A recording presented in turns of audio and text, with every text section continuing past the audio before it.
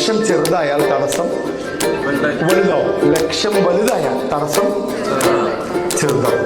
ഒരു ഉദാഹരണം പറയാം. കാമുകിമാർ നടന്നു പോകും. കാമുകി കൊണ്ടുപോകും. അതിൻ്റെ അപ്പുറത്ത് കള്ളിച്ചെടിക്കുള്ളിൽ റോസാപ്പൂ നിൽക്കുന്നു. അപ്പോൾ കാമുകി പറഞ്ഞു, ചേട്ടാ നല്ല ഭംഗിയുള്ള റോസാപ്പൂ. അപ്പോൾ കാമുകി പറഞ്ഞു, നിനക്ക് വേണം? വേണ്ട ചേട്ടാ, കള്ളിമുള്ളി ചെടിയുടെ ഉള്ളിൽ കൂടെ പോട്ടെ, അത് നിനക്ക് വേണം? വേണം ചേട്ടാ, എൻ്റെ മുത്തിന് വേണം. മുത്തിന് വേണമെന്ന് മനസ്സിലാക്കിയ കാമുകൻ മതിലെടുത്ത് ചാടുന്നു, കള്ളിച്ചെടിക്കുള്ളിൽ പോകുന്നു, പൊട്ടിക്കുന്നു, തിരിച്ചു വരുന്നു, അവൾ മുമ്പിൽ കൊടുക്കുന്നു, കൊടുക്കും.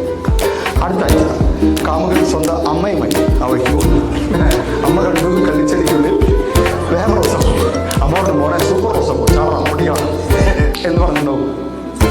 അമ്മയ്ക്ക് അവിടെ മൊത്തം